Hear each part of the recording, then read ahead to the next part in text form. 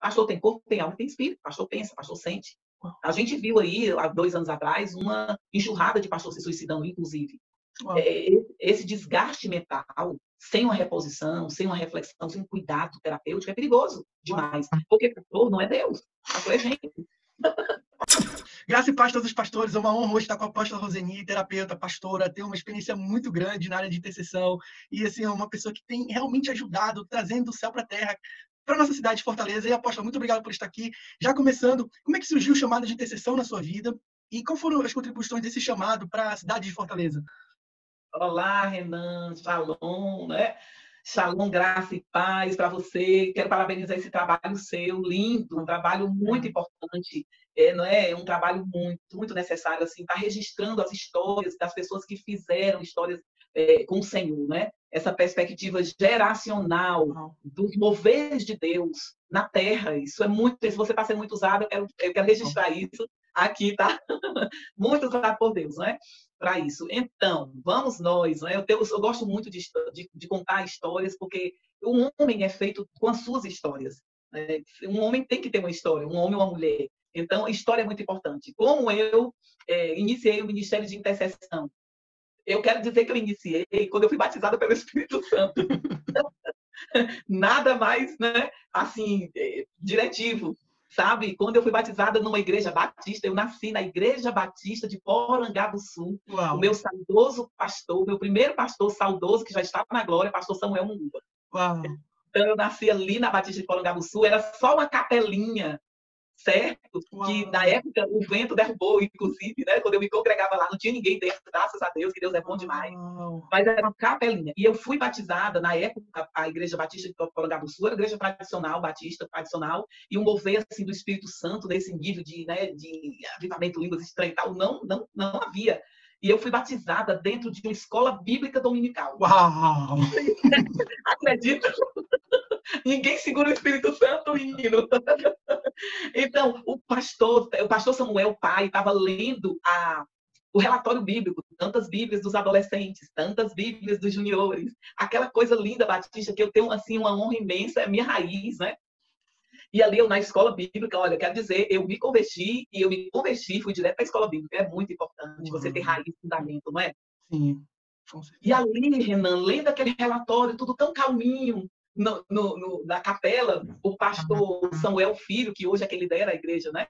Pegou o violão, ele já cantava lindamente, e aí ele dedilhou aquele louvor do Espírito Santo. Espírito, enche a minha vida. Gente, menino, um fogo caiu do céu aqui em mim. Eu sentada, grávida do meu filho mais novo, do Davi. Eu estava grávida com 4 meses, certo? Inclusive, correndo o risco de perder, estava num processo delicado de gravidez. Eu comecei a chorar transbordantemente. Era um choro gostoso. Aquele choro que limpa a alma, né?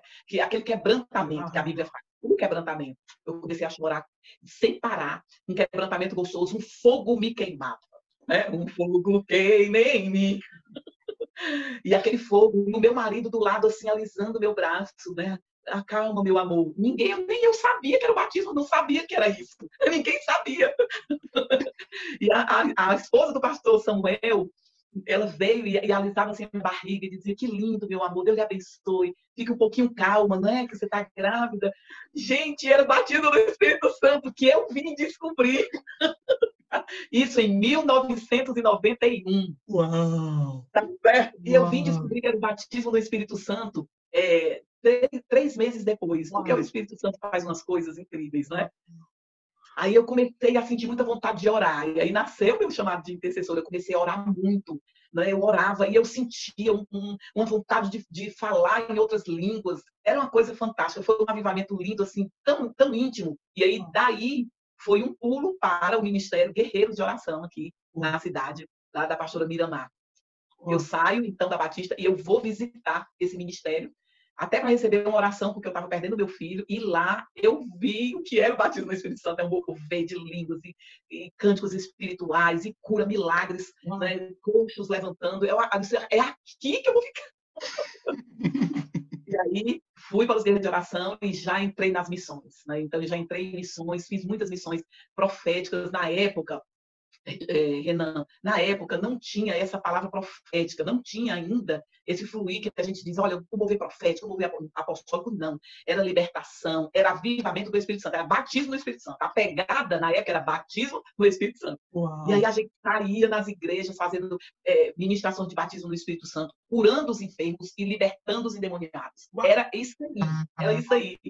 E eu passei 5 anos nessa missão, que era uma missão interdenominacional. Uau. Né? Era uma missão interdenominacional. Vários pastores iam lá beber dessa fonte e alguns assumiam uma missão como eu fiz com meu marido. A gente ficou sendo missionário, indo em várias cidades do interior do Ceará, do Nordeste. A gente fazia missões proféticas. Hoje a gente sabe que eram missões proféticas, não é? Mas eram missões já no poder do Espírito de Deus. Uau. Aí de 2000 até 2010 foi o ápice assim, de muito trabalho com intercessão aqui na cidade, não é? Eu comecei a ir a São Paulo, meu marido me abençoava porque eu sempre fui essa profeta assim, muito ousada, né? Com muita sede. Aí eu dizia, Marcos, deixa eu viajar, eu vou para São Paulo, tem um congresso profético, o Brado do Leão, essas coisas, eu disse, deixa eu ir. Ele vá, pagava, vá. E eu ia com a bandeira do Ceará dentro da mala. Ai, dá vontade de chorar aqui agora. Uau. Eu ia com a bandeira do Ceará dentro da mala de Renan. Ai, deu vontade de chorar. E ali eu ficava naqueles congressos no Sul, que eu não via aqui, sabe? E com a bandeira eu dizia, Senhor, avivamento para o Ceará, para a minha terra, não é? E voltava e começava a querer fazer aqui, não é? Mas tudo foi um processo, e afinal de contas, né, esse mover profético, apostólico, aqui no Ceará era algo que tinha que vir desbravando, vir. Eu lembro que o primeiro projeto de intercessão que eu fiz, aí eu comecei a escrever um projeto de intercessão, de uma torre de intercessão na cidade. Uau! Foi. E escrevi esse projeto, não é? Levei para um pastor aqui na cidade que estava assim, muito diante do trono, ia para lá, estava assim um mover profético muito forte em 2003. Eu levei, mas aí ele olhou e disse que tremendo, mas não abraçou. E eu guardei esse projeto, levei para o pastor Paixão, da Ordem dos Pastores da cidade. Uau. Eu amo demais também, honro também, né? É uma pessoa que tem que ser honrado, o pastor Paixão, assim, precioso. E havia as reuniões da UNES, estava começando a vir, a reunião dos pastores, não é? Já o fruto desse avivamento do Espírito no Brasil. E eu ia para as reuniões, eu dizia, meu pastor, vamos fazer uma torre de intercessão nessa cidade. Como é isso? Junta várias igrejas e a gente ora com horas marcadas das igrejas. E ele, que coisa interessante, não é, pastor? Vamos lá. Até que ele ficou me ouvindo um tempo e um belo dia ele liga para mim e diz assim, vamos fazer essa coisa da intercessão, organize um seminário de intercessão aqui, e eu vou lhe dar todo o respaldo, vamos lá e tal. E aí a gente fez o primeiro seminário de intercessão em Fortaleza. Uau! E nós trouxemos a pastora Isanete do Diante do Trono. Na época, o Diante do Trono não era pulpava. E nós trouxemos ela, foi até ali na faculdade, na Facete, no auditório da Facete. E aí vários pastores ligados ao Mestre Fogo, foi muito maravilhoso. E a partir daí, o pastor Paixão, então vamos botar essa torre para frente, vamos lá, organize aí, vamos estar junto. E aí fizemos a organização da torre, e a torre começou. Ela foi em 2010. 2010 foi a torre. Eu já tinha divulgado o meu primeiro livro de intercessão. Uau, que massa! Eu foi publicado esse livro aqui, que ele foi publicado em 2008, né, O Favor do Rei na Intercessão. Não, 2010. Na época que eu publiquei o livro, a gente começou uma torre de intercessão aqui na cidade, lá na Torre de Pixadá, aquele prédio na Barão do Fute. Então, lá em cima, né, tem um último andar, que ele é todo de vidro e que roda e via toda a cidade. Sim. Vocês fizeram lá? Nós fizemos uma torre de intercessão funcionando lá em 2010. Uau! Que fantástico, que fantástico. Foi tremendo, né? Então, aí a Romesse, né, que liderava e eu fazia parte desse grupo de coordenar essa torre. O pastor Abimael, que eu também quero citar aqui, um homem preciosíssimo de oração, e toda a diretoria da Romesse, todo mundo envolvido. Nós tivemos, na época que eu coordenava, e nós tivemos 17 igrejas. Era um avivamento, Renan. 17 igrejas reunidas no mesmo lugar. Em Fortaleza, cada um assumindo uma hora de oração, avivamento. Milagre, coisa linda. Foi. Renan, eu quero dizer assim, eu me sinto, hoje, quando eu vejo esses ministérios se reunindo em unidade, café com pastores, né? Jantar com pastores, unidade de pastores, mesa com pastores, tudo isso, quando eu vejo torres de oração, igrejas 24 horas orando, quando eu vejo isso, eu me sinto assim que eu gerei isso aí, sabe? e todos esses que eu citei, né? Pastor Paixão, vários da Orbense, Marcos Bahia, esse pessoal todo, Miramar, Pastora Célia, Bosco, toda essa geração, que eu entendo muito essa coisa de passar a tocha para outra geração. Né? Uma geração fala a outra geração. Né? Uma geração fala. Então, eu me sinto na geração anterior, que hoje olha para esses grupos se reunindo e se alegra porque nós geramos o nosso útero espiritual. Todo esse mundo, não é? Na cidade. Apóstolo, quais são as dicas de como organizar uma intercessão eficaz e aonde que você está achando que a gente hoje erra muito nesse tópico de intercessão, questão de cidade, igreja? Sim. Assim, como pode se contribuir, não é, para isso? Eu penso que a primeira coisa é o pastor, a pastora, o líder da igreja abraçar. Se o líder da igreja não abraçar a intercessão, não vai funcionar.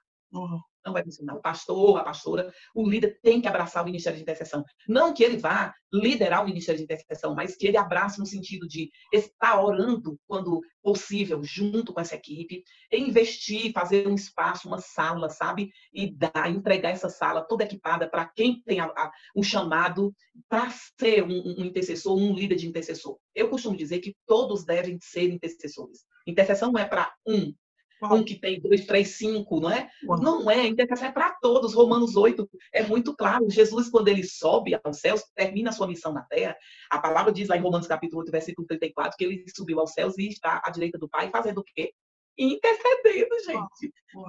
Assim, é incrível, é que eu vejo já existem ministérios hoje no mundo que o intercessor, existem intercessores remunerados, que eles, como se fosse um líder que trabalha na igreja, ele recebe para ficar orando, e às vezes ele está 6 vezes na semana, de 2 às 5 da manhã, sei lá, meia-noite, às 5 da manhã, ele está orando ali, é o trabalho dele, uma coisa assim muito interessante.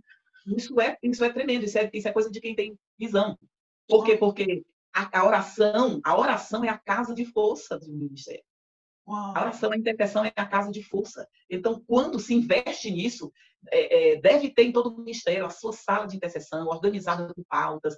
O pastor deve investir mesmo em todos os recursos que for preciso, e investir na pessoa que se coloca como vocacionada para aquilo ali, com cursos, seminários. Inclusive, nós vamos ler a intercessão. Uau! Sobre batalha espiritual, quais são os conceitos que você vê que a igreja não compreendeu ainda, ou então está errando demais, precisa melhorar ainda, ampliar mais revelação no assunto? O que você pode nos ajudar nisso?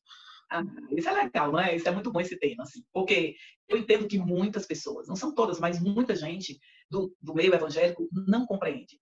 Confunde, até porque, assim, batalha, né? Quando fala batalha, aí a pessoa já conecta o crente ter que ir para uma batalha, morrer de lutar na batalha para saber se vai ganhar ou se vai perder a batalha. Então, essa não é a perspectiva da batalha espiritual. Então, assim, elimina essa visão aí, porque nós já vencemos, nós somos mais do que Uau! Não, ninguém vai anular a cruz de Cristo. Cristo venceu. Nós somos mais do que vencedores. Então, essa perspectiva ela é muito primária. Não é isso. Quando falamos de batalha espiritual, nós estamos falando da realidade espiritual que toda pessoa que nasceu de novo está inserido. Quando nós nascemos de novo em Cristo, nós nos tornamos espirituais. E nós vamos viver, e nós precisamos desenvolver, aprender a viver no Espírito. Então, batalha espiritual, na minha visão, é a realidade da vida espiritual que todo crente que nasce de novo tem que desenvolver e viver. Então, primeiro. Depois, quando Paulo diz em Efésios, capítulo 6, ali está claro batalha espiritual. Né? Aliás, o livro de Efésios todo é muito claro. Paulo fala exatamente disso. Ele diz que nossa luta não é contra carne nem sangue. Aí ele começa a dizer, olha, nós temos uma vida espiritual. Nós precisamos aprender a nos mover espiritualmente também. E aí Paulo começa, não é contra carne nem sangue, mas contra principados e potestades. Ele apresenta o mundo espiritual. Aí ele começa a dizer, eu quero aqui parafrasear, tentar explicar, eu amo ensinar, não é? Então, o que Paulo está querendo dizer é que nós somos espirituais e que nós precisamos atentar que a nossa vida e a nossa guerra, ela não é da carne, carnal, não é contra ninguém. É contra principados, potestades. Ele apresenta a hierarquia, inclusive do mundo espiritual ali. Ele fala de principados, potestades, dominadores desse mundo tenebroso, e ele vai e começa a dizer, uau, apóstolo, você tem uma frase que todo intercessor é um restaurador. Conte mais sobre isso pra gente, por favor. Olha assim, Renan, essa frase surgiu, inclusive, eu escrevendo o livro, né? Um dos tópicos, eu coloquei essa frase que surgiu assim no meu coração. Todo intercessor, ele é um libertador, porque é impossível sentir compaixão e não fazer nada. Uau. O que é sentir compaixão? Sentir compaixão é a intercessão. Não tem como ser o intercessor sem sentir compaixão. Porque a intercessão, você sente, né, a dor do outro, você sente a problemática para levar para o Senhor. Então, você tem que ser alguém que tem compaixão. E como intercessora, eu fui crescendo, o Senhor foi me chamando para essa área de cura da igreja, né? A cura interior, a cura emocional, esse grande tema que eu acho que hoje é um grande tema. Então, quando eu comecei a trabalhar muito com libertação, nesses 28 anos, eu fui trabalhando, mas pessoas iam chegando, e pessoas com muitos problemas mentais, problemas psicológicos, para orar, para aconselhar. E eu desenvolvi muitos anos de conselheira cristã, com essa perspectiva de curar, de libertar, de aplicar a palavra e ver a transformação interior da pessoa. Desses anos foram seguindo, o Senhor foi me dando essa inclinação. Eu comecei a ficar apaixonada por descobrir o que as pessoas, essas demandas psicológicas, essas demandas, essas doenças mentais, essas doenças emocionais, porque era muito comum e é muito comum dentro da igreja. Né? E a gente acha que tudo é espiritual, alguma coisa assim do tipo, que é um diabo, alguma coisa, né? Exatamente. Esse é o problema. Você espiritualizar o que não pode ser espiritualizado. É claro que, pela fé, nós vencemos tudo. Não é? A fé é poderosa para qualquer coisa. Mas o meu papel como pessoa, Deus me deu um corpo, uma alma e um espírito. Deus nos constituiu assim. Né? Deus não me fez só espírito. Deus não me fez só corpo. Deus me fez corpo, alma e espírito. E eu tenho, por obrigação, de ser uma boa mordoma. Mordoma do meu corpo físico, né? Cuidar dessa alimentação, dessa saúde física. Eu tenho que ser mordoma do meu corpo emocional, a alma, que é o centro das emoções. A alma é mente, é pensamento e emoção e sentimento. Então, eu também preciso gerenciar isso. Eu não posso atribuir tudo pelo espírito, porque pensar, inclusive, Renan, eu tenho uma outra frase. É na alma que acontece o livre-arbítrio. Uau! Né? Quando eu penso, eu decido. Uau! É isso? Uau! Eu escolho. Uau! E assim, tem mais vezes, mas pastor tomar um remédio para depressão ou pedir ir para um consultório com uma consulta cristã, terapêutica, com um psicólogo, é pecado, é não espiritual, e não pode, ele tem essa direito de não se permitir isso, já que ele é um líder, que ele tem que ser sempre uma pessoa que dá exemplo, infalível. O que você pode nos ajudar nisso? Não pode ser assim, né? É impossível, isso não pode acontecer. Eu reprovo completamente na minha perspectiva. Na verdade, na perspectiva da vida do humano. Olha, veja bem, pastor é gente. Pastor tem corpo, tem alma e tem espírito. Pastor pensa, pastor sente. A gente viu aí, há 2 anos atrás, uma enxurrada de pastores se suicidando, inclusive. Esse desgaste mental, sem uma reposição, sem uma reflexão, sem um cuidado terapêutico, é perigoso demais. Porque pastor não é Deus. Pastor é gente. Pastor é gente, né? Gente, sente, sofre, chora, sorri, precisa desse cuidado. A gente não vai para um cardiologista todo ano e faz a bateria de exames. Tem muita gente que toma remédio de pressão, inclusive. Ora, Deus não teve a cura, vai lá tomar o remédiozinho de pressão, né? Ou seja, diabetes ou qualquer outro. Da mesma forma, são as questões psicológicas. Não é? Precisamos cuidar da mente, precisamos cuidar das emoções. Terapia é fundamental para se conhecer, o autoconhecimento enquanto ser humano. Você sabia, Renan, que assim, na minha experiência pessoal, eu conheci muito mais Deus quando eu parei para fazer terapia, para fazer meu autoconhecimento. Quando eu comecei a estudar, né, eu estudo muito esse assunto de psicologia, fiz uma especialização em psicologia chamada psicodrama terapêutico. Então, eu me formando aí na psicanálise, enfim, não paro de estudar. Estudando, eu percebi como a gente conhece muito Deus quando a gente se conhece mais. Sabe por quê? Porque a gente se encontra com a nossa debilidade, a gente se encontra com a nossa carência, a nossa fragilidade enquanto ser humano. E quando a gente se encontra com a nossa limitação, a gente diz: Deus é bom demais. Uau! Não é? Fantástico! Se permitir dizer que nós temos essa fragilidade, essas deficiências emocionais, uau, incrível isso. Isso compõe essa visão do autoconhecimento enquanto ser humano, né, da humildade de se ver, de restaurar situações que às vezes a gente não tem coragem de dizer para ninguém, procura um terapeuta de confiança, ou mesmo algumas situações de depressão, de psicopatologias mais graves, que precisa de medicação, precisa mesmo da indicação terapêutica. Por que não fazer? Tem que cuidar, porque nós precisamos cuidar desse templo aqui. Né? Completo. Uau! Apóstola, como é esse projeto seu de Clínica da Alma? Como você percebeu em criar essa ferramenta? Pois é, vendo muitas pessoas me procurando nos aconselhamentos, eu comecei a ver como essa demanda era grande, e aí Deus me deu esse projeto Clínica da Alma. O que é o projeto Clínica da Alma? Clínica da Alma é um projeto de apoio, né? Ali a gente atende com aconselhamento cristão, mas também com terapia. Quando eu ofereço isso. Eu faço um link também entre o espírito e a alma, né? E o intelecto e o psicológico, fazendo um paralelo ali com o que a palavra diz. Eu trago muitos conceitos mesmo do psíquico, quando a pessoa tem alguma demanda de sofrimento nessa área, eu vou falando, esclarecendo, porque o conhecimento nos torna melhor. Quando eu conheço uma situação, eu vou saber lidar melhor com aquela situação. E eu faço um paralelo com o que a palavra diz sobre aquilo, o que a palavra de Deus nos oferece de cura para aquilo ali, para uma questão de depressão, para uma questão de transtorno de ansiedade, não é?